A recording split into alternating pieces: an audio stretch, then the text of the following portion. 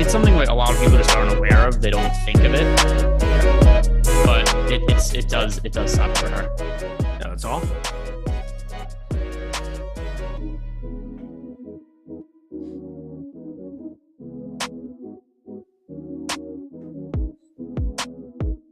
Good morning, everybody. It is the Awesemo MLB Strategy Show, sponsored by PrizePicks. We've started on time today. There are no audio issues. We have nothing to blame Jordan Klein for because we've got Mike Lawrence producing today, which is probably why we're starting on time. You know, all these other days, I know that Jordan wasn't producing some of the other ones, but it doesn't mean we can't blame him for any kind of technical mishaps. Eric, 13 baseball games to talk about. It is a gigantic slate. How do you like to handle slates of this size? I know I ask you this all the time, but I think it is still important to kind of talk over these things for people that are maybe watching for the first time. Yeah, it's pretty easy to find positive leverage. That's the best part, is that in terms of stacks, in terms of building 150, which you like to do, I like to do, even if you're playing 3-max stuff like I did yesterday, you have an opportunity to find positive leverage in certain spots. And the difference between yesterday and today is you just have more of them. And so you don't want to play everything. You know, there's going to be 26 teams in play. You don't want to allocate like a lineup here, a lineup there, just of teams that you have no interest in. And then just being very specific about ownership, because it's not that hard to get different. It becomes very, very, it becomes more of a moot point. You get the opportunity to play some of the best plays, but still being aware of, you know, the very obvious best plays on the board and making sure you don't have just egregious amounts of them because of how many offenses are in play. Yeah. And then, I mean, also, if you look at what I anticipate the ownership is going to be on a slate of this size, there just aren't going to be spots where it's like, oh, look, this offense is 30% owned, like on a 3-game slate. So in general, 13-game baseball slates, ownership does become less important just because it's so spread out. Whereas it becomes really the focus of my lineup building when it's, you know, a 6 or 7-game slate. But we do have a lot of spots to talk about, and we could highlight what we really think the best spots are, the best offenses, the best pitchers. Starting right off the bat, Boston Red Sox, Baltimore Orioles. Kyle Bradish is making his MLB debut for the Orioles, whereas we're going to have what's likely a bullpen game for Boston. Rich Hill starting, but he doesn't go all that deep into games at this point in his career. But I want to start by asking you, what do you make of Kyle Bradish making his first ever MLB start in not the most easy of circumstances against the Boston Red Sox? Yeah, Kyle Bradish, I mean, just looking at some of the underlying numbers, I mean, he's a guy that just on the top pitchers tool doesn't seem, oh, wait, let me refresh. Hold up. Mana. Okay, I have the wrong thing popping up here in the top pitchers tool, so that's cool. Let me get this revamped, but going up against, I mean, it's just a spot where Kyle Bradish going up against a Boston team. It's not an ideal place to make your major league debut. You get Devers, Alex Verdugo just smashing the ball from the left side. Can't imagine it's going to be the best situation for anybody to just walk into. Yeah, and I mean, looking at Kyle Bradish's first his prospect acumen, and then also his minor league numbers for starters, his prospect acumen non-existent. He's not a rated prospect. You go to FanGraphs, he's not one of the top prospects in the Orioles organization. He's not ranked overall in baseball. His minor league numbers this year, they look good, but he's only pitched 15 innings. You go back to last year, 2021 in AAA, He had a 4.26 ERA, 3.79 FIP. He did have a high strikeout rate, struck out 27.8% of the hitters he faced, but a 10.3% walk rate. So I don't really know what to make of him here. I mean, the fact that he's 25 years old and an unranked prospect generally doesn't mean the greatest of things for him. And then you look at the matchup against the Boston Red Sox, and obviously the Red Sox are one of the best offenses in baseball. But Bradish is so cheap. Is that enough that you would consider rostering him as an SP2 on DraftKings? I don't really think there's any consideration on FanDuel. Yeah, I mean, DK, anytime somebody's 4K on a slate of this magnitude that just allows you to jam an offense, you have to talk about him. Richards isn't in play. I don't want to say Spencer Howard. I mean, he's going to be topped off at 50, 55 pitches, and he's just horrific. I mean, there's never the worst situation. There are strikeouts to be had in the Boston lineup at the same time that you can get eviscerated from them. Bobby Dahlbeck, Christian Vasquez expected to be catching there. Trevor Story, 29.2% this season. Even JD Martinez around 26%. So I think there's enough opportunities where maybe at 4K, he gives you 10. Maybe it allows you to get that offense, but more so on these slates, I've felt as though I don't need to always go down to the very, very bottom. We have so many arms. It's hard not to believe that multiple players aren't going to go for 20 plus. I find it hard to believe that he would be one of them. Yeah, and minor league numbers this year, 15 innings and 3 starts. We're averaging about 5 innings per start. Who knows with jitters what that's going to look like. Also, by the way, he also made some of his minor league starts last year and the year before out of the bullpen. So, I mean, some of his minor league appearances out of the bullpen. Can't make a start out of the bullpen. So it's... I just can't imagine he's going to work very deep into the game. So I think on a slate of this size, easy enough to write him off. But as for the Red Sox, there are so many unknowns with Bradish. I mean, just unranked prospect. We've never seen him at the big league level. He could even be somebody that has really good stuff. We're not going to know for sure until I'm sure there's going to be 1 or 2 people in the YouTube here like, I've seen all his minor league games. No, you haven't. But there's a chance. Like there's a chance he's just really nervous and struggles in his big league outing just because of that off the bat. So I think the Red Sox are a team worth stacking just because of the unknowns with Bradish. Are you on the same page as that? Yeah, absolutely. It's one of those things where there should be very easy ways to, whether it's your one-offs, the other 3 pieces of your that aren't your stack. There's ways to get different that are just so easy on a slate of this magnitude. So when it comes to an offense that's in this good of a spot, again, we don't know really what to expect, but considering he's an unknown, probably not expecting all that much out of him. So I'm with you. I think it's just a team you're going to get to a lot. And then on the other side, when it comes to the Boston pitching situation, like we said, Rich Hill, he's off to a start this year. He hasn't been terrible. He's a 4.27 expected ERA, but he's well over the age of 40 at this point. The stuff isn't really there. He also can't work deep into games. He also, I mean, what percentage of Rich Hill starts over the last 3 years has he gotten a blister in? Feels like 20% or something, but like not even exaggerating. There's like a very high number of starts that he's had to leave because of blister issues. I don't know, maybe that's related to old age and just skin being soft and falling apart or something.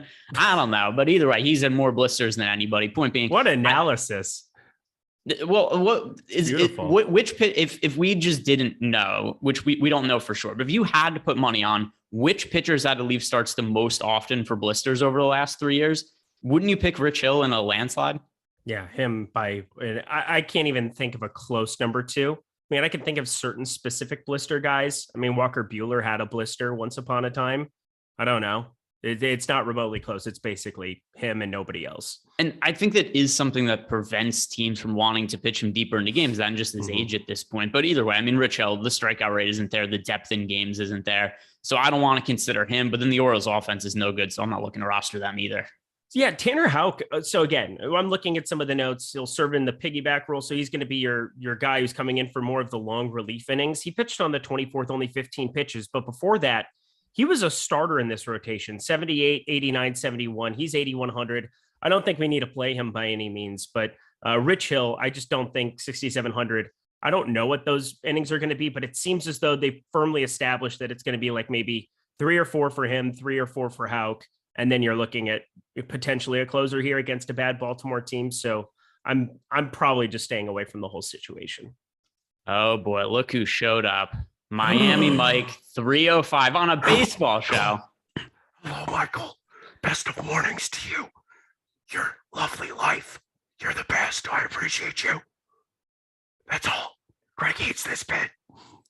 Yeah, it's one of the best things we have going for us, without a doubt. But I mean, it's nice to see Miami Mike. It's been a minute since we've seen him, and Good to see you, my friend. Yeah, first time he's popped up on a baseball show. So Miami Mike, we appreciate you. Thanks for checking out the baseball show this morning. But I think we're squared away on this game. It's just gonna be a spot. Red Sox versus the Orioles offense without all that much interest. Next game on the slate, two really good offenses, two pitchers that I don't necessarily think are bad, but they have both really struggled to open the season. Astros, Blue Jays, Yusei Kikuchi on the mound for Toronto, Jose Urquidy for Houston. Strikeout rate for both these guys, 15.8% for Kikuchi so far this year, 11.3% for Urquidy. So that's been problematic for them. It's led to more guys getting on base because they aren't generating swing and misses. Are you considering either of the pitchers against these offenses? I could probably get to a little bit of Urquidy going up against Toronto. Not because he's great or anything, and Toronto's a very, very scary situation, but for the most part, it's kind of going to be a write-off for both of them. Kikuchi at 6,400, he's garnering ownership here, but against Houston, there's just no chance that I'm going to land there. He's been very, very poor at the beginning of this. The nice thing is, back in his Seattle days, you could at least get some strikeouts out of him from time to time, but on the whole, I think Urquidy's like a better pitcher, so to speak, but he's been so atrocious to start off the season. 675 expected slugging, 11.3% K percentage. Back last year, 21.3% K percentage. So maybe there's some positive regression. He was a good pitcher, 3.98 expected ERA last year. Maybe we start seeing that again, but against Toronto, probably not willing to find out. But if I got a share of anybody, I think it would probably be Urquidy, simply because I expect Kikuchi to garner actual ownership. Yeah, it would just be neither for me. Like you said, I know that you're not really advocating for either one, but I just don't really think this is a spot we need to roster either of these pitchers, given the size of the slate and the quality of these offenses. And by the way, both these offenses, I know that it's not like they're facing total garbage pitchers, but like I mentioned, both Urquidy and Kikuchi have struggled this year. I want to get exposure to both the Astros and Blue Jays. We can't roster every offense on a 13-game slate, but I think these are two of the teams that are worth getting to. Number one, do you agree? And then number two, which offense do you prefer? I feel like I stack up both of these teams every single day. Toronto, you get some expensive bats, but you also get some salary relief and guys batting up in the order. We've seen Raimel Tapia bat up as high up as cleanup yesterday. What in God's green earth is going on? But Zach Collins specifically at the catcher position. And on the other side, Houston, I definitely stack them up every single time out, especially against Kikuchi, who's cheap enough. I bet he garners a little bit of attention today here. So I'm looking at Kyle Tucker every day, Yordan Alvarez every day, Bregman, Jeremy Pena, please God, bat higher up in the order, especially now that he's expensive. I know you've got an an AL Rookie of the Year bet out on him. Part of that was because he was batting leadoff and just smashing. And for whatever reason, they've sent him back down to the 9 and 7 hole here in recent days. So hopefully we see him leading off here. Hopefully that can be another piece of the Houston stack you can get to. Yeah. And I mean, I see that these are two of the best offense in baseball. Once again, pitchers not bad, except struggling to start the year, also pitching to contact a whole bunch. Neither of them striking out a whole lot of batters. Looks like two good offenses to get to. The next game on the slate now, we've got two really good pitchers, Aaron Nola and Tyler McGill. Tyler McGill has just been revelatory. That's the word I'm looking for. Revelatory. For the Mets. Found it. Yeah. So Tyler McGill is somebody, he was not a well-regarded prospect, but had really good stuff, had good success in the minor leagues last year. The Mets called him up to the big leagues. He had an outstanding rookie year, although he did kind of start to tire out by the end of the year. But he's opened up this season, 24.7% K rate, 2.96 expected ERA. We're looking at two of the better starting pitchers in the National League right now. Two, I think, legitimate. Well, I guess McGill, if you're just considering Ace the number one pitcher on his staff, he's not that because he's Max Scherzer and Jacob deGrom on his team. But he's pitching about as well as anybody. And in fact, I'm pretty sure McGill is more expensive than Nola on DraftKings today. I mean, how many times is Aaron Nola pitching a game where he's not the most expensive pitcher? So I think McGill and Nola are two pitchers that we should both be considering. No reason to roster the Mets or the Phillies offense. Do you like McGill and or Nola, and which do you prefer? Well, I'm going to prefer, like I think everybody, an 8,500 Aaron Nola. Last year was not exactly his best time out of the gate, but we've seen obvious drastic improvement back to, he's just regressing back to the mean, 29.8% K percentage, 278 xWOBA. The guy is phenomenal. But Tyler McGill, I don't expect him to garner a lot of ownership against a Phillies offense that obviously is potent, obviously has a lot of lefties that can do some major damage, but they're going to strike out. especially, I mean, it's just ridiculous how much power you have between Bryce Harper and Kyle Schwarber. But yeah, they're going to strike out here at the same clip. I'm looking at Tyler McGill as the guy who's going to be much more contrarian. That's kind of what I'm expecting from today's slate. So I feel like I'm going to get to both of them, but Aaron Nola is the clear-cut priority between the two. Yeah, we don't have ownership projections yet, and that's something I'm going to be interested in because I have a feeling McGill is going to be very, very low owned on this slate. And like I said before, it's not that ownership is going to dictate that much on a 13-game slate where it tends to be spread thin, but I wouldn't be surprised if we get a sub 5% on McGill on DraftKings and probably like 1% on FanDuel. If that's the case, I think he's definitely going to be somebody worth getting to. As for the offenses, we just talked about how good these pitchers are. I don't really see any real reason to consider the offenses. I know there's been times where Aaron Nola has been a little erratic or he's struggled or he's given up home runs, but this is not going to be that spot for me. So fade on both the offenses. I like the pitchers. Do you feel the same way?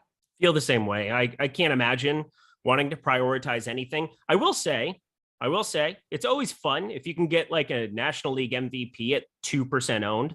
If you get Bryce Harper or Kyle Schwarber, either one of those from the left side at really, really low ownership, I feel as though that's never a bad idea, but not going to be a priority, not something you should be prioritizing in any kind of a 3-max situation. That's just like a 150. Yeah, I'll get a couple shares of him as one-offs. Yeah, I think that's a fair shout out. Bryce Harper, if he's going to be that low owned, same goes for like Juan Soto, who's low owned on a lot of slates, but yeah, I think that all makes sense. Next game, Los Angeles Rangers, Chicago White Sox. Once again, two really good pitchers on the hill. Lucas Giolito for the White Sox, Noah Syndergaard for the Angels. And I want to start by asking you about Syndergaard because we have not seen him pitch very much over the last few years. And it's been a variety of different injuries.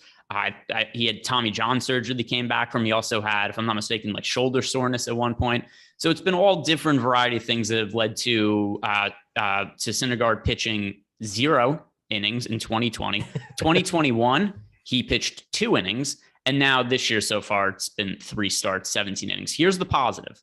95.2 average fastball velocity. So he still has some strength in arm. Not quite what we saw in the past. Because if you remember him before his injuries, he was a pitcher that was regularly throwing 100. His average fastball velocity in 2017 was 99.6 miles per hour. So he's not quite that guy anymore, but 95.2, still serviceable. But it has changed what he looks like a lot as a pitcher. So far this year, the results have been there: 2.12 ERA, 2.14 expected ERA, but only a 16.4% walk rate. So what do you make of what we've seen from Syndergaard so far? And do you think he's going to continue to be a really high-level pitcher this season? Well, I don't know how you can't feel at least a little bit enthusiastic. I mean, he got a Baltimore offense, which is not good. 6 strikeouts. I'm not sure what the strikeouts are really going to look like going forward here, but Texas and Baltimore right out of the gate, pretty easy layup spots for a guy like Noah Syndergaard if he's got his changeup working. Such an important pitch to his arsenal. 39% whiff percentage on the season, 21.1% put away. But we know the 4-seamer, we know the velocity. Just nice to have that back right out of the gate here. It's so funny looking at his graph on Baseball Savant because there's just a big white space in 2020 and 2021 where there's just nothing to really base it off of. But going back to like 2018, 2019, we're seeing basically the exact same arsenal as when he was at the top of his game. He could either be very overpriced or very underpriced based on what we expect going forward out of him here. For me, the big thing came down to pitch count for him in his first couple starts, and seeing 88 is it's such a plus for a guy like Noah Syndergaard. So against the White Sox, I expect him to be contrarian. There's also some weather to be paying attention to in that game for what it's worth. Looks like it could be a problem spot, so we're going to be paying attention to that all day. If there's any kind of a risk that he could get pulled out early, he's like the most bubble wrapped pitcher you would have to imagine on this slate, but it's Noah Syndergaard. If he's going to get up around 90 pitches against anybody, he could just be drastically underpriced at 8K if the stuff just continues to get better. Yeah, and it's kind of an unfair question for me to ask you. What do you expect from him? Because like, how the hell are we supposed to know? There's, it's a guy who we've hardly seen pitch over the last few years. Like we said before, the velocity is different, the outlook is different. The results have been there so far. If you look at his projections this year, which is kind of something that I'll lean on in these sort of situations, Zips has him projected for a 3.93 ERA. Steamer has him with a 4.33. Here is something that's a little alarming to me. They're projecting him to have fairly low strikeouts this year. Steamer's projecting him for a strikeout rate under 20%. Zips is projecting him for a 22.4% K rate. that does make me a little bit skeptical about his upside. It's a big slate. And once again, I don't really know what to make of him. So number one, if the game gets hold up. So here's the one thing we always have to take into account, and I do this for year-long stuff a lot. You have to think about range of outcomes. Like, this is a guy that is shown to be one of the best pitchers in baseball when completely healthy. And when you're trying to project him and putting just a number when you're looking at Zip Steam or anywhere else, you have to be light on a guy like this because the opportunity cost is legitimately getting 0 innings pitched from him from now until the end of the season. And so if you make him like a 28 or 29% strikeout guy, you give him a full allotment for an entire season, which we haven't seen forever, you run into so many problems trying to project a guy long-term like this. So Noah Syndergaard has the widest range of outcomes because it's like legitimately 0 production or it's elite production for the most part, based on what we've seen in the past. Now, if we expect regression out of Noah Syndergaard, so the question you asked me is, what do I expect out of him?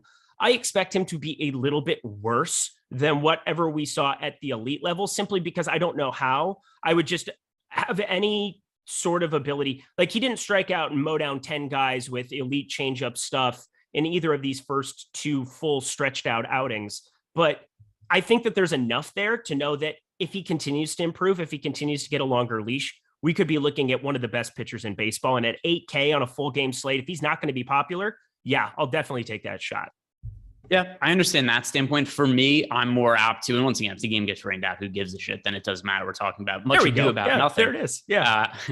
But if we do end up getting just the game as full go, I'm probably just going to avoid it. Not really going to have interest in Syndergaard, not have interest in the White Sox. It's a 13 game slate. I think it's probably unlikely that either one of them are going to be must-haves. So for me, I'm good with just avoiding it, getting one more game of sample size and kind of observe it and then be able to make decisions in that going forward. So that's probably where I'm at with it. Now, on the other side of the game, when it comes to Lucas Giolito, he is off to a start this year. He dealt with injuries right out of the gate, got hurt in his first start of the season. But when he's been on the mound, he's striking out a whole bunch of guys. Last year, we saw a little bit of a disappointing season from Giolito. He was expected to be in the mix for the Cy Young. That was never the case, but he was still a very good pitcher overall. And so far this year, he's shown the ability once again to generate strikeouts, 44.1% K rate, 2.68 expected ERA. Here's the thing with the Angels offense. With Trout healthy, with Ohtani healthy, with Rendon healthy, which the time you're going to get all these guys in the lineup is most likely going to be at the start of the year. It's a very high upside offense, but there are a lot of strikeouts to be had. And then one other thing also is Ohtani has really struggled out of the gate. And I think he's going to be fine going forward. I brought this up when we've done shows before. I don't think he's going to replicate what he did last year at the plate, just because he was so outrageously good as a hitter that I find that to be unlikely. I don't think he's going to be this guy either. He's a 103 WRC plus this year, and he's striking out a ton. I don't think that's going to quite hold up, but I don't think he's going to be the guy who's, like nearly a 50 home run hitter and like a 150 WRC plus. The main point here that I want to make about the Angels, though, is when they are not hitting the ball, they are striking out a ton. And when you pair that with the amount of strikeouts Lucas Giolito is shown to generate, I think there is a very, very high upside in Giolito, which is why I want to have lineups with him for sure. And I think he could be a little bit overlooked on the slate because of the quality of the offense. But give me the strikeout upside. I'm going to be on Giolito today. Are you? Oh, yeah. God, 44.1% K percentage, highest on this slate so far this season. Yeah, he's getting hit up a little bit here. He's walking too many guys. But what happens when you see a 14.7% walk rate is if that comes down to the mean, the K's probably do a little bit too, but he's just been so good with the strikeout stuff that you could just see a massive, massive ceiling. The Angels are one of those teams as we start to get a larger sample size that I've just been very, very aware of whatever that starting lineup comes out as, because there's a path for them to have very few strikeouts if they end up going Suzuki. Mayfield, Duffy's been getting in the lineup against righties some as well. Those guys are 21.1%, 14.3%, and 18.2% in the K rate. They would be replacing guys like Max Stassi, 32.6% K percentage. Jared Walsh, 27.9%. You've got a number of these guys that are going to strike out at a very high clip. Joe Adele, I want to see in that lineup for Giolito, 36.2%. As much as I love Adele for the raw power, a guy that I play a lot in DFS, he's just striking out at such a ridiculous clip. So be very aware of what that lineup comes out as, because there's guys like Marsh, if he's playing over a guy like Adele. Ward's definitely going to be in the lineup because he's been great and he doesn't strike out at all. But there's a path for the Angels to have fewer strikeouts in the lineup. I'm going to be just very aware of however that card comes out. Shout out to DM Brian 007, who left us a super chat. Had my best MLB night last Friday because of you two goats. Thank you. And then the clasped hand prayer sign. Thank you. We appreciate you. And congrats as well. And I think we're on the same page here when it comes to Lucas Giolito. Both of us like his upside for tournaments. It's a big enough slate where I don't think we need a stack against Giolito. Not something I'm going to be considering. Let's move on to the next slate. We're talking about your Minnesota Twins. By the way, I think I texted this in our group chat. I don't know if you remember reading it. I'm on the Twins this year. I bet them. It's 6-1 to win the division. I'm a Minnesota Twins backer. So Minnesota Buxton to win Twins. MVP. Buxton to win MVP. I have Buxton. I have Buxton at I can't remember. It's either 50-1 or 40-1 to win MVP. I keep forgetting. I'll have to go look at it. So I have Buxton. I knew we were best friends immediately. Hey, I knew it.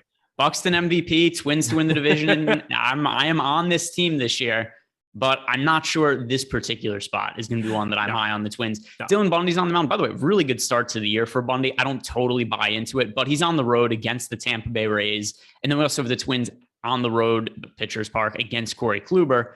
So I don't really want anything to do with Minnesota in this particular spot. Like I said, I like them. I don't want to upset you, but this just isn't going to be the spot for me. Will it be for you? No, it's not going to be for either pitcher probably. And it's not going to be that enthusiastic. Anybody going into Tropicana, I mean, Target Field has been cold, wet, damp, awful, wind blowing in pretty much every day. And it hasn't mattered to guys like Buxton. So I think I'm still going to have Buxton one-offs because if the guy continues to do what he does, it's the best. It's that same thing with Starling Marte, why I played him as a one-off all the time last year. Your floor is so elevated and your ceiling is out of control when you get these speed plus power guys at the height of their powers. Byron Buxton, if he stays healthy, is the best player in baseball. Yeah, you heard it. And I just need that out of him. I think I'll play him as a one-off up against Kluber. But yeah, Dylan Bundy, as good as he's been, and the Twins just staff has been outperforming expectations, at least mine for sure. Dylan Bundy, we know that he's had good stuff once upon a time, but with as many lefties and data-centric as what Tampa Bay is, they're going to stack up a bunch of lefties against him. It's not the best of spots to be getting to him, but if you get a couple shares to fall into lineups, so be it. He's 8,300 and there's strikeouts that can be had, but not the best of spots. Yeah. And then as for Dylan Bundy, what have you made of his start to the season? I know right off the gate, when we talked about his first start, you thought this could be a good bounce back for Dylan Bundy with Minnesota. And to this point, it has been. He hasn't generated a whole lot of fantasy upside because the strikeouts are so low. He's only striking out 20.7% hitters. He's not walking anybody, though. So as a result, that's helped him really limit the amount of guys who are on base. He's an 0.59 ERA, 1.65 expected ERA. None of that is going to hold up. He's allowed 0 homers this year. He has a 90.9% strand rate, 222 BABIP. So he's looking at some regression. But ultimately, what are you now expecting out of Dylan Bundy for this year and for today? Is this a spot where you'd be because in the past, I'd be looking to stack against him kind of no matter what the situation is. But I have a little bit more hesitancy here. Are you liking the Rays at all? What do you make of Bundy going forward? I don't really like either of them. Like Brandon Lau, G-Man Choi from the left side, you can always get to shares of them here. But Dylan Bundy, he's not stretched out really. He's only gone 79 pitches is where he's been topped out at 67, 71, 79 pitches. And I feel as though that's just kind of enough for me to, on this slate where I have so many other guys that are stretched out. We'll see as long as we can get Giolito on the board here today. I think that's a big piece for me as well, going up against that Angels offense, if that lineup comes out correctly. But I'm pretty sure that he's just going to be a stay away, or the entire game is going to be a stay away aside from Brandon Lau, G-Man Choi, and Byron Buxton. I can't imagine that I'm going to stack up either offense in any kind of a meaningful way.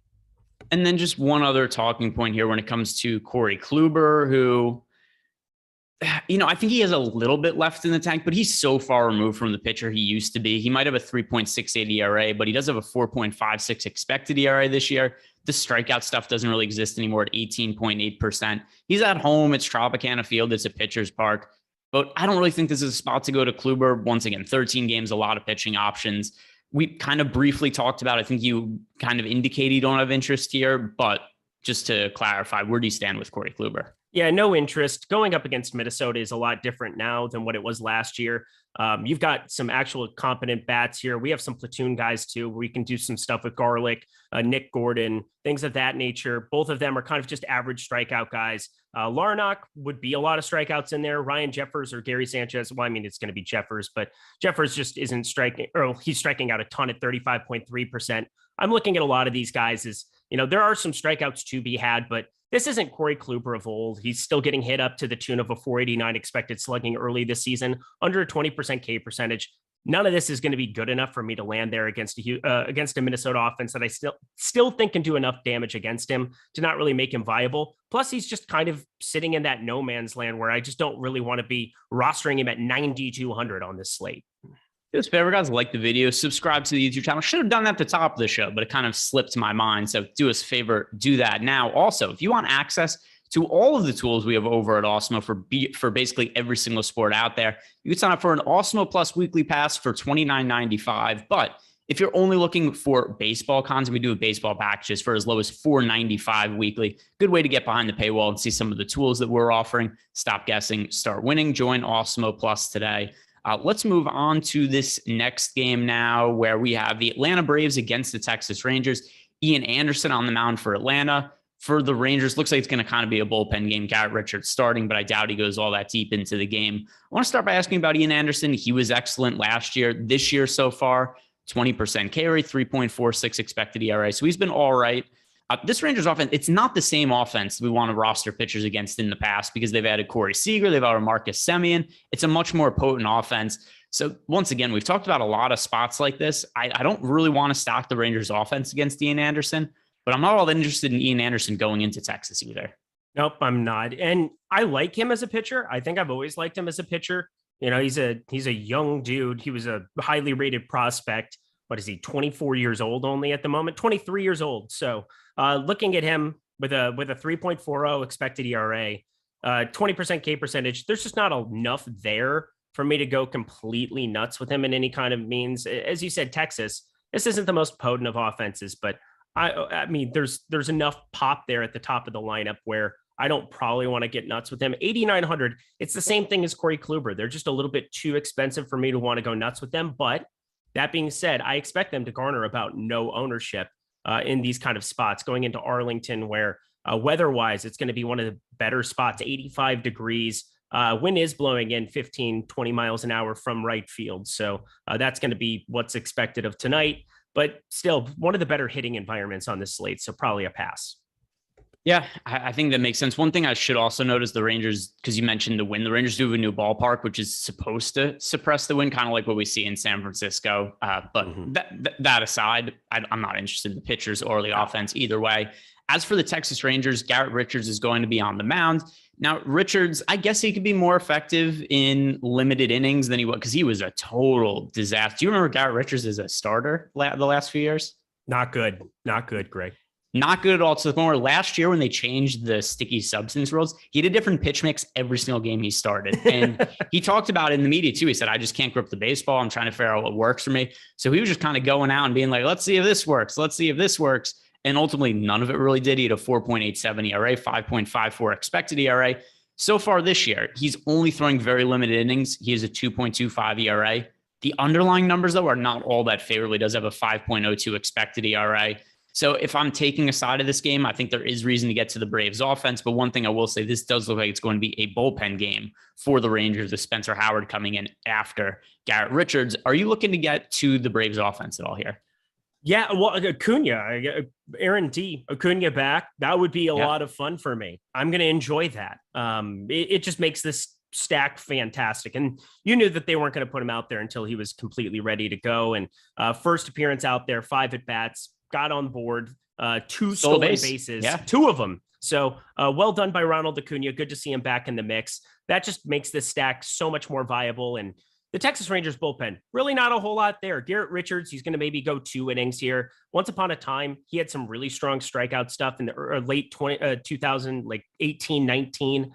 It's not really going to be there for me. This bullpen is not really all that dangerous to me, but you know, they can at least pick their matchups. But the one thing that always goes understated, I think, is that you can put a pitcher out there now, but they're guaranteed to see 3 people. And that just makes it a little bit different. You can't just pick and choose your spots like nonstop. So one of these bullpens that are a little bit weaker, I am just fine having this stack.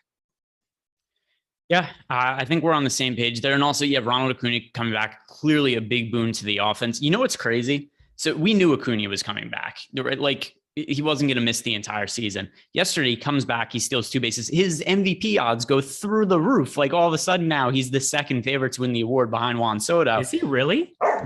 Yeah. So right now, I'll pull up some of the futures We're odds. saying Acuna is out tonight. He's not playing back-to-backs. What is this, the NBA? What's happening? Oh, is it? I wasn't. Yeah. I did not look at chat is sharp. I said I like this MLB chat a lot more than the NBA chat. Well, they're just different things. The MLB chat is just helpful. Yeah, that's so I did miss that he wasn't going to be playing today.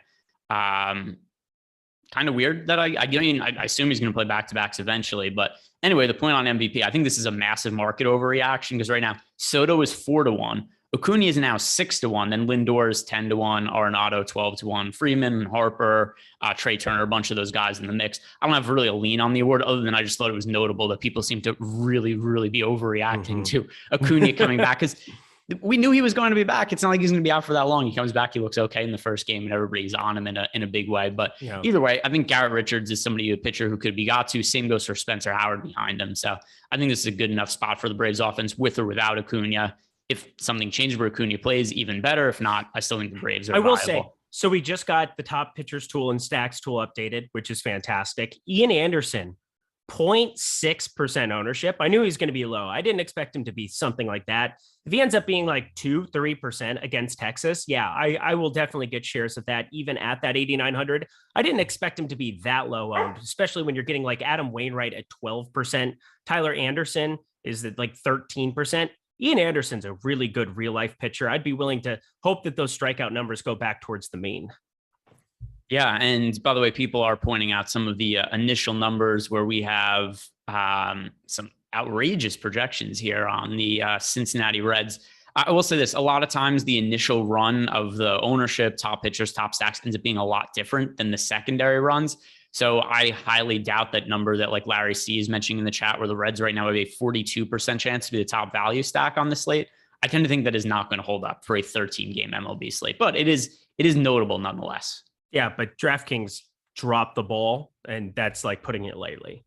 Yes, we'll talk about them in a little bit. The pricing is crazy, but I don't think there's like a 50-50 chance that they're the top value stack on a 13-game slate. But conversation for a few games down the road. Next, we have the New York Yankees against the Kansas City Royals, and I just realized, Mike, I screwed up. I wrote the wrong pitchers down for this game. I forgot to Mike put together the run sheet. Mike, how could you, Mike? Jordan Klein, another failure. Just blame on his Jordan part. this time.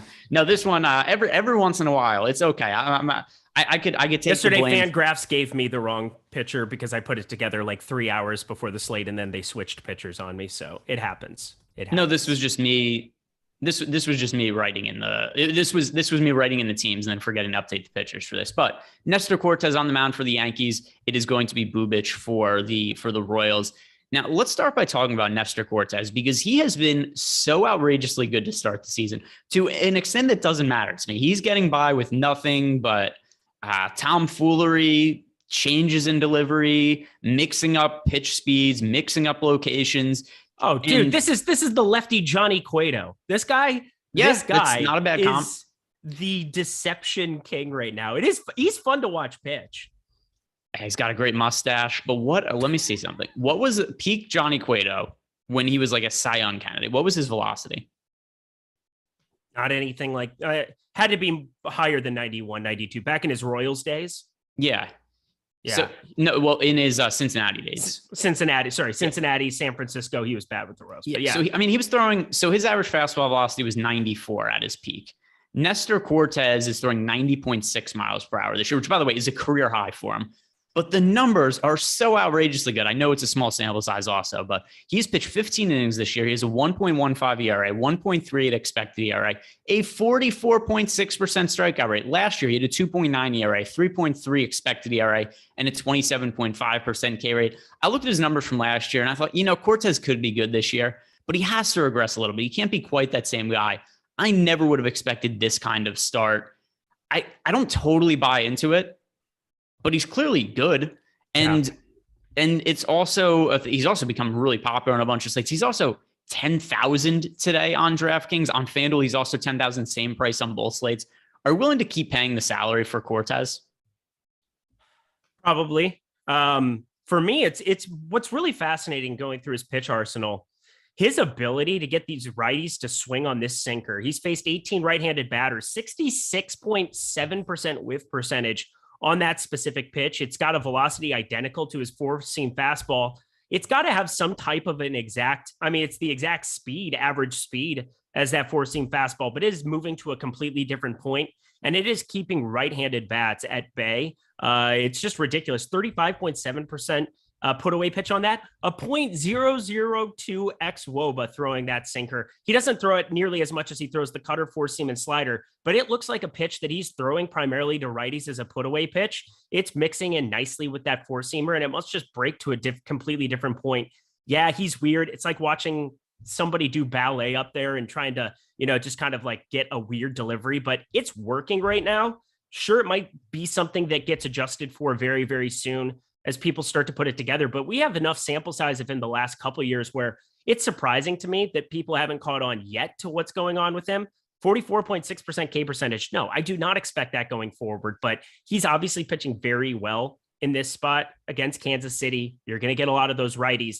If he's going to continue to throw that pitch and mix it in, it feels like it is fooling right-handed bats. So they're going to have a lot of righties in this lineup. They probably should anyway, but Nestor Cortes, I'm going to have shares at 10K, and it sounds weird to say. I'm not going to. Once again, I just long-term, I don't totally buy into it, and he's so expensive now. He is the most expensive pitcher it's a 13-game slate where Nestor Cortes is the most expensive pitcher on DraftKings, second most expensive on FanDuel. We've got Frankie Montas is 10-2, so $200 more expensive than Cortes there. But I feel like we're paying for a guy at his peak, which is not something I typically like to do. Like going forward, we get to the end of the season. Would you say Nestor Cortes is more or less expensive than $10,000? Less than $10,000. Which is kind of my point here. There you go. I get it. I totally get it. But it's a Kansas City offense with a lot of righties. And right now, until, again, T. McBee is even saying it. He's changing timing, arm angle. He's doing all of this weird stuff.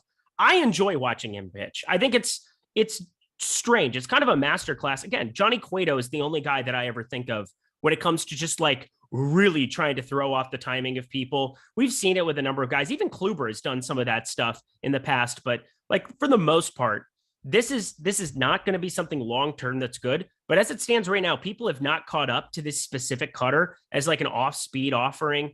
It has to be almost identical. Looking at the cutter, looking at like the heat map for it next to the four-seam fastball, it's just moving to the left side of the plate. It seems as though that sinker is just moving off of that four-seamer to the far corner, and people can't pick up on it. And he's only throwing it 8% of the time, but it's just a straight-out put-away pitch.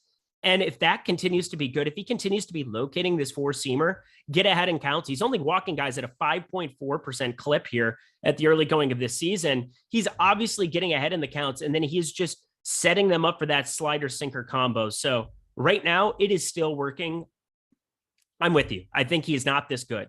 No doubt about it. But this is also Kansas City, and it's not like he's popular. It's not like he's garnering 30% ownership right now. He's 10%. So I'm definitely going to have shares. Yeah. And I mean, I don't know. I think there's only one way to settle this. If you buy into the long-term success That's not what I just said. No, I didn't just say that. I didn't buy into his long-term success.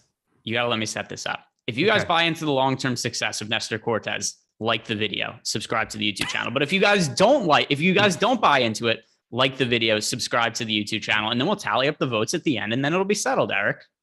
Is that fair? That's good. I'm sorry I cut you off. Go ahead, okay, boss. There we go. I'm just trying to work in some dumb stuff here, trying to build the engagements. Trying to do it. So I'll build in some dumb stuff, Greg. Let's go. I'll build in some dumb stuff. I'll say some smart stuff sometimes, but then I'll say some stupid stuff too, and I'm fine. As for we're both going to be on the same page of this. No need to stack the Royals in this spot. Even if Nestor Cortes, I expect regression at some point, it's not going to be enough for me to want to stack the Royals. But pitching for the Royals, I mentioned Bubic is going to be on the mound. He has not been particularly good over the last couple of years. We know about all the firepower that's in the Yankees offense. So I do think the Yankees are going to be a team we want to get to, because not only is Bubic, actually, I'm kind of confused at how he's even still in the rotation. His expected ERA in 2020, 5.27. In 2021, 5.33. So far open up this year, 14.14 ERA, 7.58 expected ERA. I just do not think this is a quality big league pitcher. I'm going to be stacking the Yankees in this spot, will you? Yep. Good talk. Anybody in particular you like getting of these power bats for New York? Every single one. I feel like I've played New York every day, all the time. Yesterday, way to talk yourself out of the Aaron Judge home run call. Rizzo was great. Rizzo's just out of his mind right now. I'm playing him against lefties. I'm playing him against righties. I'd play against somebody who threw the ball backwards. I don't care if he's playing. You're rostering Anthony Rizzo every day right now. One of my favorite one-offs to get to, if you're going to play specifically left on left, seems like people just for whatever reason shy away from that type of stuff, but you always get this ownership decrease on it. He's been so good. Maybe we don't get that. We'll get the ownership updated here in a second, but all of these righties, just stack them up. Play Gallo. I don't care. He's probably not going to be in the lineup. It's probably going to be Hicks is my guess. They will take out Gallo left on left, but I'm looking at this as just an opportunity to stack this team up 1 through 9 and no problem with it. Yeah, I think this is a team that we should be prioritizing, stacking. If you look at the top stacks, so which we now have updated, the Yankees do one of the higher top stack odds on the slate, 7.4% on a slate with 13 games. That's pretty significant. So I do think that's a spot that we're going to want to get to. So for sure, give me Yankee stacks in the spot. That's going to be a priority. Moving on to the next games, and don't worry, while we were talking, I double checked. I looked over all of the information we have and made sure I have all the right pitchers and everything written in here. So we are good. Chicago Cubs, Milwaukee Brewers, Kyle Hendricks on the mound for Chicago. I just don't think Kyle Hendricks has much in the tank. We've talked about him. We've had a couple slates we've done together where Hendricks has pitched this year. The velocity's down now at this point in his career. He was never really a high velocity guy, but you just don't have that much ticks to lose when you're somebody who was already only throwing like 90, 91 miles per hour. He's fairly consistently sub 90 miles per hour now. He does have a 21.6% K rate, but a 4.47 expected ERA on the road against Milwaukee. You know, it's a 13 game slate, so I can't prioritize stacking against Hendricks that much because there's worse pitchers to pick on. But at the very least, I don't have interest in Kyle Hendricks at all. And the Brewers, I think it's at least a contrarian offense to consider. Will you be getting to Milwaukee at all? I'm sure I'll get to a little bit. They always seem to be overowned. They look to be overowned a little bit today, but there's some lefties to be had there. Andrew McCutchen, if he's leading off from the right side, I'm okay getting to some of these guys. Hendricks just isn't a very good real life pitcher at this point in time. Last season, 4.95 expected ERA, looking at a 381 xWOBA. I mean, he's just kind of meh. That's even gotten worse this season so far, 412 at that number, with about about a tenth of the sample size through it. So no way I'm going to play Hendricks. Doubt I'm going to prioritize anything for Milwaukee, but that's kind of a given. Yeah. And by the way, as Streambot is pointing out in the chat, that if you guys do want access to our best bets package, which you can get access to really sharp guys, Ben Raza, Steve Buzzard, Alex Baker, these guys are posting bets from their models, their processes in our Discord channel. You could get access to that by clicking the link below in the description box. Sign up $25 per week. It's something that's been profitable. I was looking at some of the numbers with Ben yesterday. I think since we launched it, it's up like 18 units or something like that. So it's been profitable. It pays for itself if you sign up. Do that using the link in the description box below. And if you want some access to it for free, you get a preview by following our Best Bets a Twitter account, which is at Awesemo Best Bets. We tweet out one of our premium picks per day. Good way to get some access to some of the stuff that goes up behind the paywall there. And now talking about the other side of the game, Adrian Hauser is going to be on the mound for the Milwaukee Brewers. I'm not massively high on Hauser as a pitcher, but at the same time, too, I'm not massively high on the Chicago Cubs as an offense. So Hauser versus the Cubs, is there a side of this you prefer? Neither. How about neither? Neither can be Fair. the answer. 15.6% K percentage. That ain't it for this slate. Unless we run into a Quintana and Corbin situation like yesterday, we're out of the middle of nowhere. Everybody just strikes out everybody and makes us look stupid. I can't imagine I'm going to have any shares of Adrian Hauser. And then on the Cubs side, I mean, you can always play Contreras. He's always going to be a great hitting catcher option. 58.3% expected hard hit percentage, actual hard hit percentage on the season.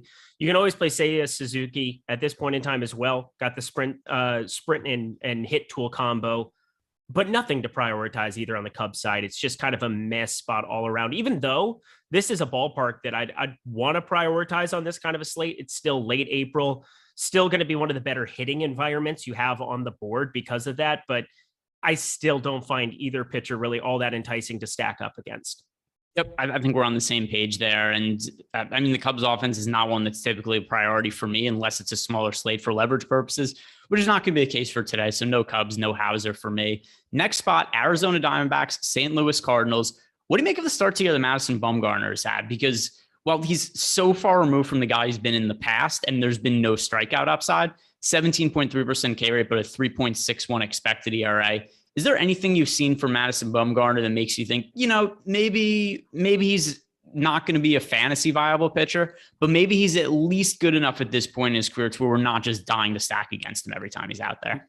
Look at his cutter that he's throwing 52% of the time this season. He's just trying to do some weird pitch to try to throw people off. People are going to catch up to him eventually. I don't see this maintaining for him. I mean, this is a pitch he didn't even add to his arsenal until 2016. He entered the league in 2009. I mean, he's just kind of living on a prayer right now. I feel pretty confident that if people think that he's gotten better, I am willing to roster up a ton of St. Louis today. Yeah, I don't know about a ton. Or not St. Louis, sorry. No, yeah, it's St. Louis. It's St. Louis. Right. Yeah. I don't know if it's a ton for me, but I'm still willing to stack against Madison Bumgarner. By the way, also bringing up the Zips and Steamer projections. Zips hasn't projected for a 4.92 ERA this year. Steamer has him at 4.93. The expectation is that he's going to give up a whole bunch of runs at some point, and it's hard for me to buy into a pitcher that, and I understand, the expected ERA is 3.61, the FIP is 4.01. Those are not terrible, but he's a 13.3% walk rate and a 17.3% K rate. That's just not a good sign. The velocity is actually up from what it's been the last couple of years, 91 miles per hour compared to 90.5 last year, 88.3 the year before. All that aside, though, I tend to think the wheels are going to fall off Bumgarner based on the projections and just the lack of strikeouts, the increased walk rate this year. So I'm going to be stacking against him. I don't know if it's going to be, like 15% Cardinals. I'm sure it's not going to be anything like that, but I think like 5 or 6% Cardinals, that's warranted for a slate of this size. Is that kind of what you had in mind, or are you going to be like well above that number? No, I'm gonna be around that number. I've got Arenado. You have Arenado, Goldschmidt, Pujols is serviceable. You can't play him and in the DH spot. You can't play him and Goldschmidt together. I mean, what do you make of Albert Pujols at the beginning of this season? 852 OPS, 259 batting average, 2 homers already. I mean, is this going to be a serviceable role for him going up against lefties all season long, where you're just going to be actually rostering this guy on a site like FanDuel? Like this can't be real, is it? Probably not. I mean, he's been washed for, number one, he's 42 years old. Yeah. But he's also been a poor hitter for so long now. Like, it's not a thing where it's like he's been okay for the last few years. 2021, 90 WRC plus, 2020, 76 WRC plus, 2019, 90 WRC plus, 2018, 88, 2017, 77 WRC plus. He's not had an above average year since 2016. And that was when he had a 110 WRC plus and was 0.8 wins above replacement. He's been a below replacement level player every single year since 2016. So we're going on 6 years of Albert Pujols being washed up. I'm gonna short the idea that he's figured it out again at age 42. See, that's a great idea. Paul Goldschmidt, definitely going to be the only guy I want to stack up there, but wanted to at least ask it for like a FanDuel purpose, because why the hell not? I mean, we're breaking down 13 games, and I'm not saying you should be playing him at all in any kind of a capacity, but he's 2,400 against Madison Bumgarner from the left side on FanDuel. Wanted to at least ask you. Yeah. And by the way, I get if you're making a Cardinal stack and it's just like, oh, cool, I need a cheap first baseman, and that's fine. But I'm not going to play him as a one-off or anything like that. And I think the most likely outcome is that he's going to suck this year.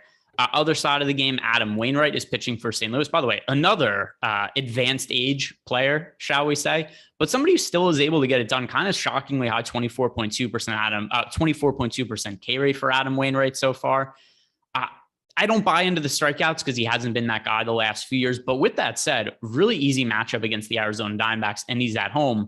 Do you want to get to Wainwright at all today? Sure do. And it's weird to say that out loud. It's a weird position to be in. He's pretty much flat leverage. There's no leverage to be had. 11.8% top 2 pitcher percentage, 12% ownership. But in 9,400, you just got to kind of buckle up and say, man, there's enough good stuff here. And anytime you get an Arizona matchup, period, I think you got to be looking at him as a guy that that pitcher, if they're serviceable, is somebody that's an option. Sure. Is he overpriced? I think so at 9,400, but he's shown enough good stuff that I got to at least get to some shares. Yeah. I mean, he's at a point in his career where he's still shown to be viable on the mound. And once again, I don't really buy into the strikeout rate this year, but I do buy into the Diamondbacks offense being total shit, which is enough for me to want to consider Wainwright. Sometimes maybe shit. Sometimes maybe shit. Yeah. Always totally shit. Always what Eric woke up to Duke, what Duke did this morning. Oh, he threw up, but close. It was so bad, guys. He's having a really tough day. Oh, I just looked over there. He is. I would turn my camera. I feel like I would screw up a lot of things, but he is just on the floor. He's been coming back and forth whimpering throughout the entire show. I don't think anybody's noticed because, again, I'm a professional here, but he is having like the worst day ever. And there's drilling outside. So good times. Well, number one, I feel bad. Number two, that is basically what the Arizona Diamondbacks offense is. So, Matt, it all Adam, comes full circle. Yeah, exactly. So Adam Wainwright, I think, is worth some consideration just for that standpoint. Now let's go to Coors Field. Rockies, Reds. Antonio Senzatella has been awful this year. And that might even be an understatement. He's an 8.2% strikeout rate, not generating any swing and misses. He is 7.26 expected ERA. So he is at Coors Field. He can't generate swing and misses. He's given up all kinds of hard contact. In addition, the Reds pricing is fairly egregious on DraftKings. I don't know if they thought that this game was being played at the Polo Grounds instead of Coors Field, but these guys are priced so cheaply that we have, and I don't know, maybe this just is what it's going to be, because Larry C pointed out before, talking about the top value percentage. We right now have the Reds with a 42% chance on a 13-game slate to be the top value stack on the slate. Once again, I think that's maybe overstating it a little bit, but the pricing is clearly off here. This team does have the top stack odds by a pretty wide margin. How are you going to approach the Reds today? For all you cash game enthusiasts out there, you're playing 5 Reds in cash. Have fun. It's really easy. It's a joke. I saw this. I thought, because they just got done playing a series in Cincinnati, I thought it was in Great American Ballpark. And then I looked at it closer and I said, that says at Colorado. That's at Colorado. Oh, cool. Awesome. 3,500 is your most expensive batter that could potentially exist in that lineup. Jonathan India leading off. And then it just falls off a planet, 2,900 and under. I mean, this is the team that is going to really, really be uncomfortable to fade today. I bet they're going to be by far the most popular team that exists on the board. They have the highest top stack potential, 12.5%. Ownership share is going to be north of it. I think we just have to kind of wait and see, because maybe the back of the lineup, but none of those guys are really hitters I want to go crazy with, but it's Coors Field. Crazier things have happened. Maybe we get like a Nick Senzel sub 15%. You can roster some of that, but my God, it's going to be really, really hard to find anything low owned that feels good about Cincinnati. Everybody's going to be popular. Everybody should be popular. I'm probably going to write them off on a 13-game slate. What are you going to do? Well, for starters, you mentioned before, we were playing cash. I've never seen a more sensible 5-man stack for a cash game. Like, you just have to do it. Yep. They have the highest implied team total of the entire slate. They're ridiculously cheap. They have a great matchup. I don't really know. I want to see, because I mentioned before that I'm not too concerned generally with ownership on a 13-game slate. You know, as of now, as a team, it's not like we have them projected to be 30% owned or anything. It's only 15.9%. If that's actually going to be the case, like, I'll still get to them. It's not like this is crazy, outrageous ownership. So unless something changes there, I'll probably be playing the Reds anyway. Senzatella is not a pitcher I'm super high on, and not that I'm high on the Reds offense either, but the pricing is just so far off that I think it's going to be hard to avoid them. What would be the most uncomfortable fade from Cincinnati for you today? Which batter? I mean, it's got to be Jonathan India for me at 3,500 if he's leading off, because he's second base. Like, outfield, you get so many guys that exist. Like, if you need to punt and you want to play Tommy Pham, he's been, by the Cincinnati's purposes, pretty good. Even though he's batting just 186, he's got 3 home runs, 667 OPS. It's an okay guy to land on, but I feel like there's so many outfield options today, I don't really have to get there. Jonathan India, I feel like at second base, because he's 3,500 looking at the position, I think he'd be by far, I think, the most uncomfortable guy for me to just flat out fade. 2,800 Joey Votto would also be a pretty uncomfortable fade for me. He's been so bad. Yeah, I mean, we've seen him have ebbs and flows in the past as well. Has he even scored double-digit fantasy points in a single game this year? I will tell you as we speak, no. That is the answer is no. All right, yeah, he hasn't hit any home runs this year. Still, at 2,800 Joey Votto, that would be an uncomfortable fade. If Tyler Nyquin's hitting towards the top of the lineup, sub 3K, everybody would be an uncomfortable fade that's towards the top of the lineup, if we're being realistic.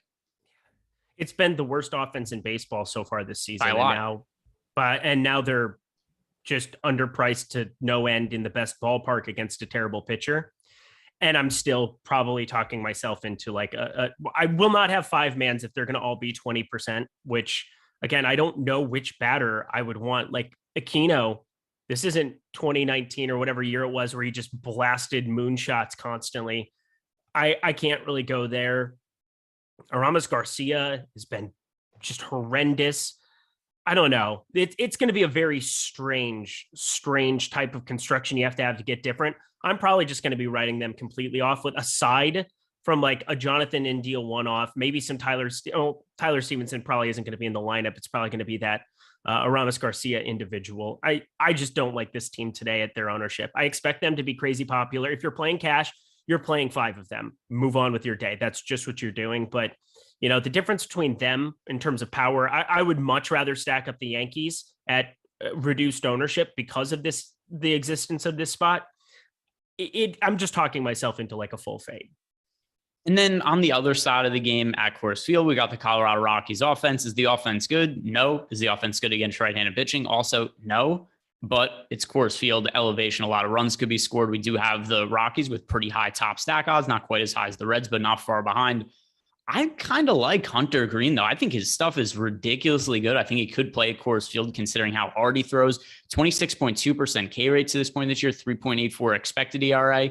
The only reason he doesn't have more favorable odds to win Rookie of the Year at this standpoint is because Seiya Suzuki has been one of the best hitters in baseball. So he's the overwhelming favorite to win the Rookie of the Year award right now at Sportsbooks. But Hunter Green does have the second best odds. I kind of like what I've seen from him to this point. I don't mind taking some shots on him in terms, at least on DraftKings as an SP2. FanDuel, single pitcher site, I don't think it's necessary. But do you see any reason to get to Hunter Green for a very cheap price on DK? We haven't had a Hunter Green slate yet.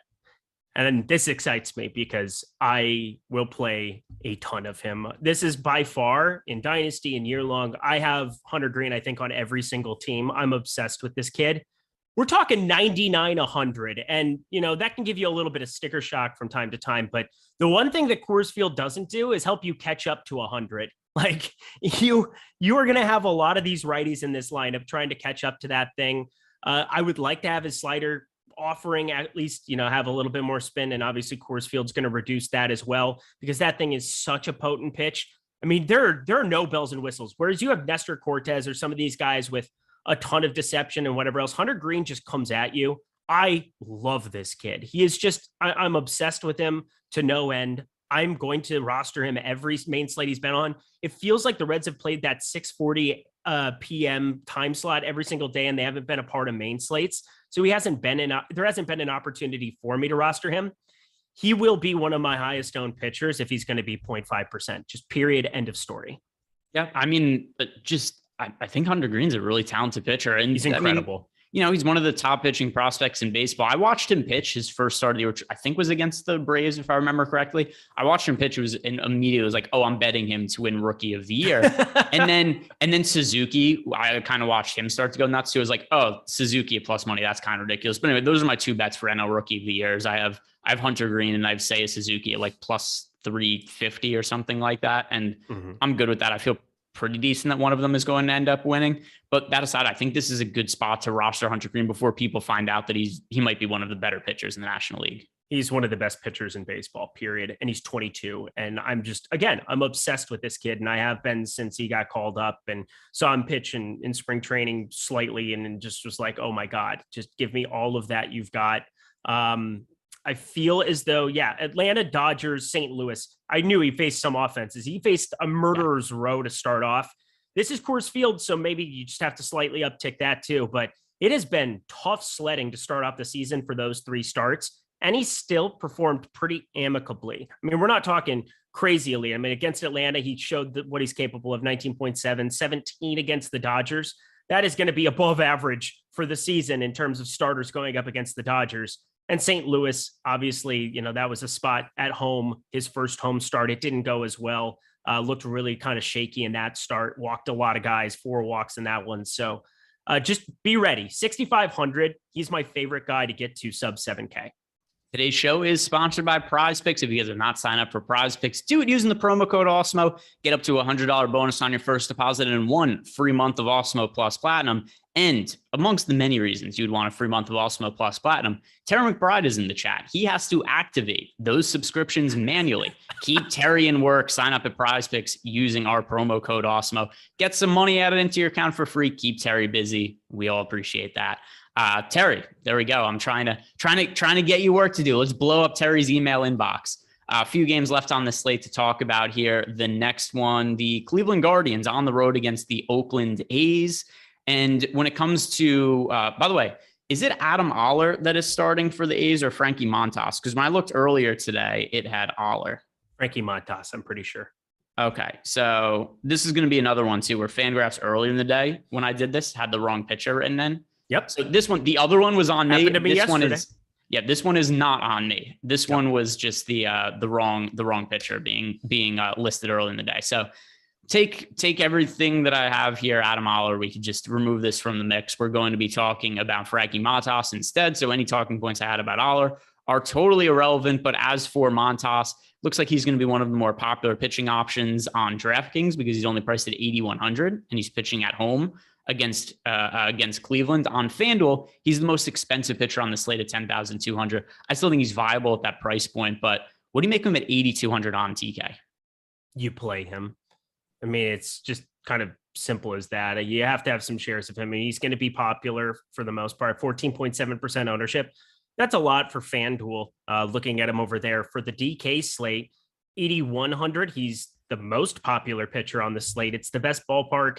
It's an offense that is starting to show some of that regression you and I were expecting. And the back half of this lineup, at the same time that you get a guy like Steven Kwan, who just, him and Jose Ramirez you're incapable of striking them out. They're outrageous. 9.9 and 10.5% K percentages for them on this season. You still get guys like Franmil Reyes, Andres Jimenez, Austin Hedges, if he ends up in that lineup here, Oscar Mercado, all of them 24+% K percentages here on the season.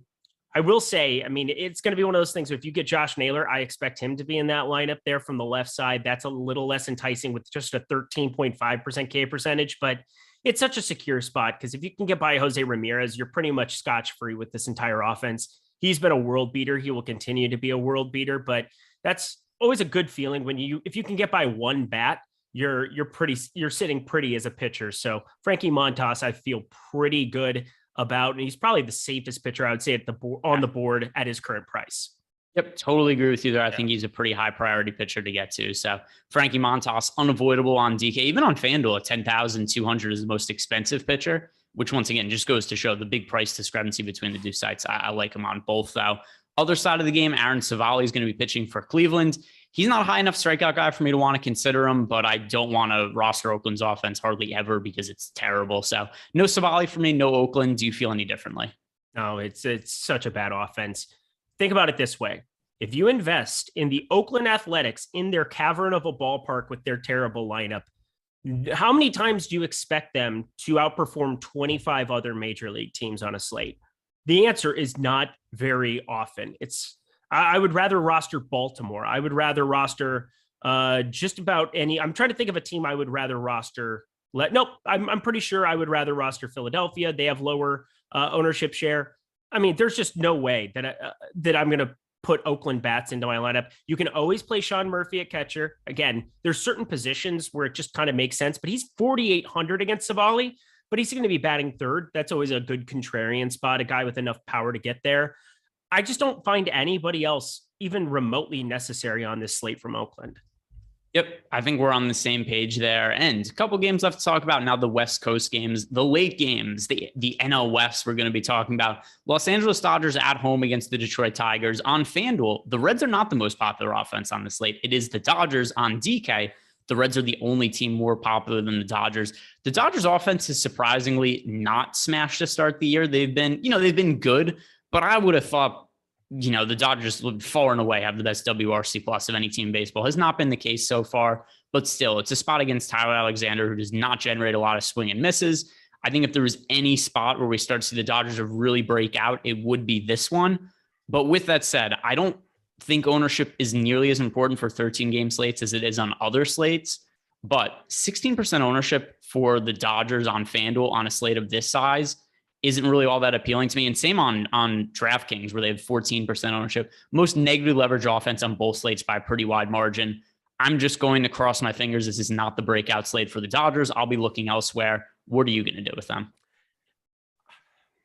I think the back half of the lineup is still so potent that you can find some ways to kind of throw them into the mix.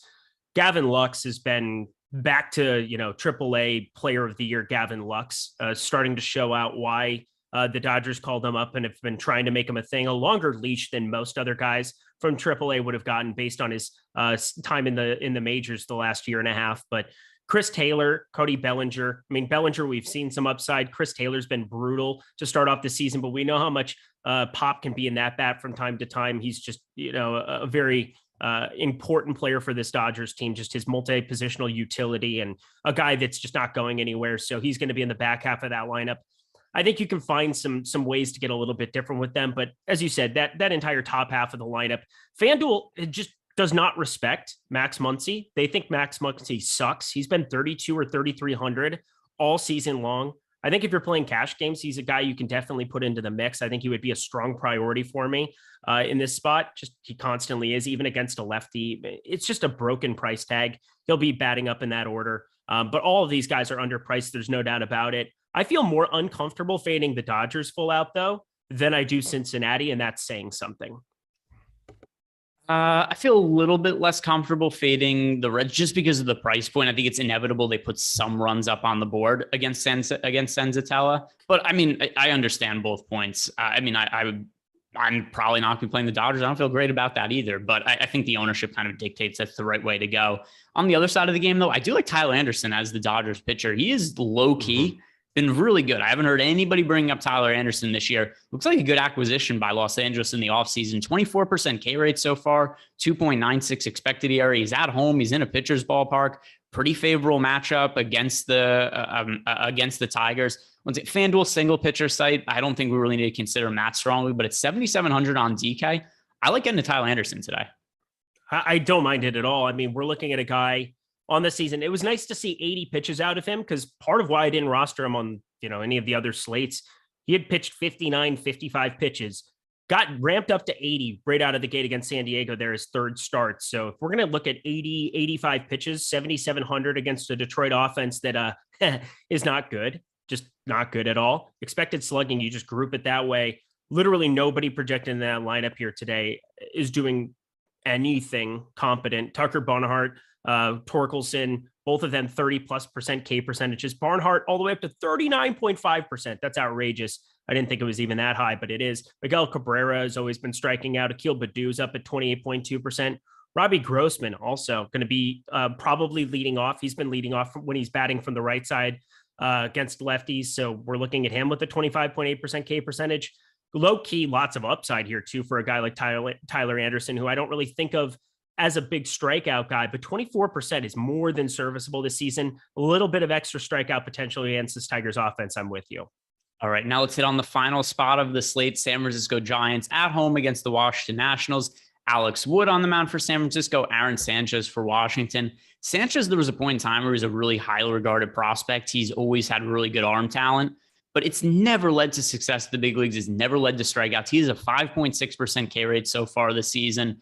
When you just look at this Giants offense, I know this isn't the most hitter-friendly ballpark they play in, but this team ever since last year has constantly exceeded expectations. I like getting to them against Aaron Sanchez. Do you? Oh, absolutely. Any time that San Francisco is going to go up against a righty, I'm going to have interest, because everybody from the left side of the plate, not that they're not serviceable against lefties, but it just sets up so nicely as an offense to just stack them up and know exactly what you're getting in this spot.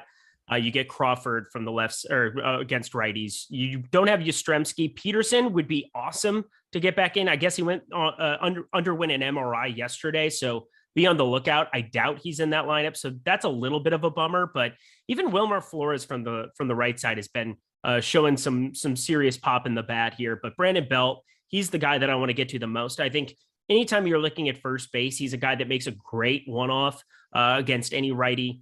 He's good against both sides, but specifically righties. That just kind of makes sense to me. Shorter porch to right there in San Francisco as well. I just like this offense more than I was expecting to this season. Vegas does too, with around a 4.6 implied total here. This is an offense you probably want to land on a little bit. Yeah, and then on the other side, I like the pitcher too, Alex Wood. I think this is a good spot to get to him. You have to work around the Juan Soto bat in Washington.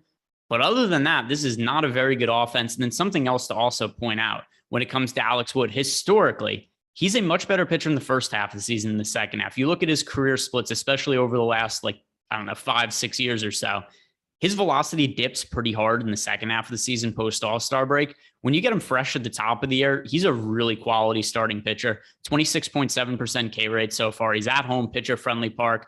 Alex Wood, another guy, I think is a really safe option. It should be in our player pools. Are you going to be playing Alex Wood against the Nationals? Absolutely am. 8,700 on DK, 2.51 ERA so far to start out this season. Going back to his Dodger days, it's just always been rock solid. He's just a good pitcher. I feel pretty confident looking at the top pitchers tool too on FanDuel. He's tied with Giolito for the best top pitcher potential there. Part of that has to do with, what's the difference between DK and FanDuel? Well, right now he 86, 87, 77 pitches. So we're looking at a guy who can get up to around, high 80s, maybe even 90 pitches in a spot like this if he's got it moving. This is also just a fantastic matchup going up against Washington. It is the second time he's going to be facing them. He's facing them in back-to-back starts. Last one at Washington, but now you get to go back home to the best pitchers park in baseball. I feel pretty confident that he's a great option to get to. I think on DK, when you're talking about him compared to Nestor Cortez, I probably prefer Cortez simply because he's a guy that has no ownership going to him relative to Alex Wood at 25%, but there's no way that I'm not going to have shares of him. All right, that is going to do it for us. We've gone through all 13 games. Do us a favor, like the video, subscribe to the YouTube channel. Right before the show started, Duke told me I'm not feeling well. The only thing that'll make me feel all better is if you guys like the video, subscribe to the YouTube channel, help Duke's tummy. Look at him. He's just sitting there. His tummy hurts. He wants likes. He wants subscriptions on the YouTube channel. Help us out. Help Duke out. Thank you very much for watching, guys. We got MLB live before lock later. We got the NBA deeper dive, NBA live before lock. Check out all that as well. Have a good day, everybody.